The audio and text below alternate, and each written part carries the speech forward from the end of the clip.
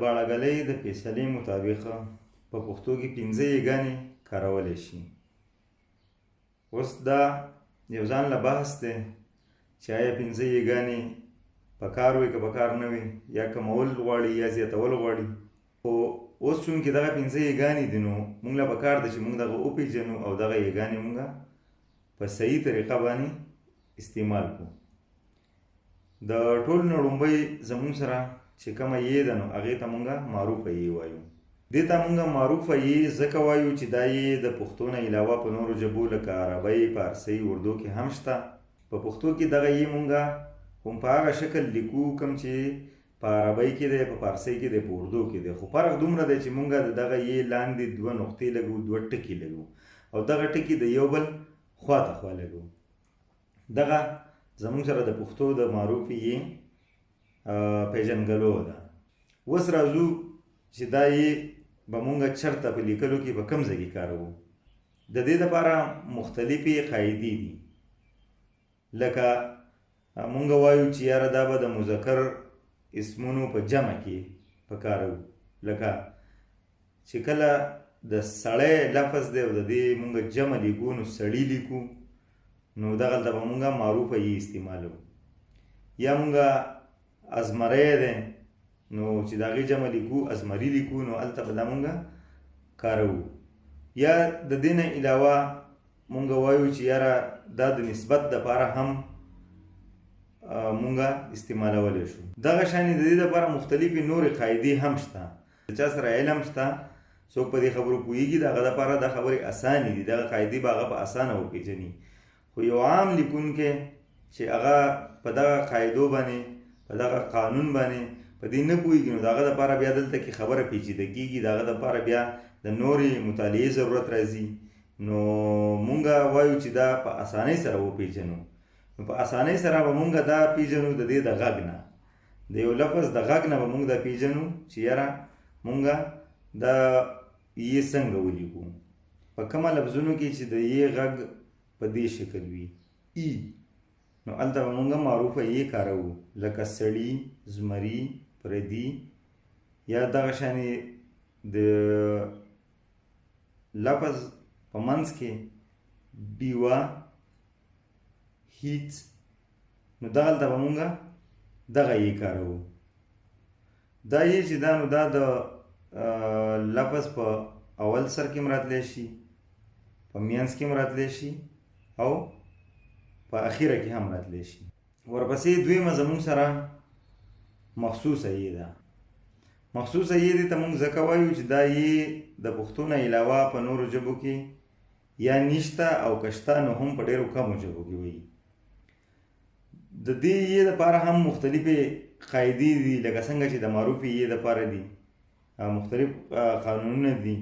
خو د ټولو نه اسانه خبره هم د معروفې یې په شانې دا ده چې موږ دا د دې د غږ نه پیژنو، او چې کوم ځای کې د دې غږ وي، چې کوم ځای کې یو اواز، یو تلفظ د دې یې وي، نو پکار ده چې موږ هلته کې دا یې ولیکو. لیکو به یې څنګه؟ غونډه یې ده او د هغې نه لاندې 2 نقطې دي، خو دغه نقطې لاندې باندې دي. نو دا د دې پیژنګلو ده.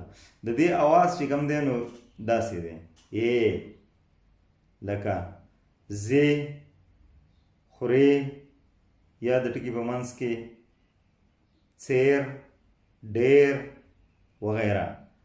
دا د دې استعمال دی.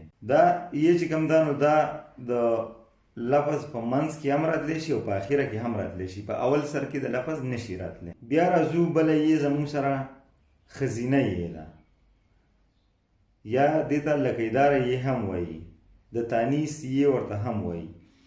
هغه یې ده چې هغه په ښځینه نومونو کې کارولی شي. هغه نومونه که هغه نکیره نومونه دي، نکیره اسمونه دي، که هغه معرفه اسمونه دي، که خاص نومونه دي او که عام نومونه دي، خو ښځینه دي، نو هغې کې مونږ دا کاروو. د دې اواز داسې دی، ای، لکه سپوږمۍ، ګلالۍ، جینۍ، ډوډۍ. دا ټول چې کوم دي نو دا ښځینه نومونه دي. اوس د دې یې پیژنګلو څه ده؟ د دې پیژنګلو دا ده چې په دې پسې به په غونډه یې وي او په هغې پسې به لکۍ وي. د لکۍ په شکل یو کرښه به په دې پسې راښکلی شوي. دا یې چې کوم دا نو دا د لفظ په اخیره کې راتلی شي، په منځ او په اول سر کې دا نشي راتلی. بیا بله یې چې زموږ سره کومه ده نو هغه حکمیه یې ده، امریه یې ده، فعلیه یې ده.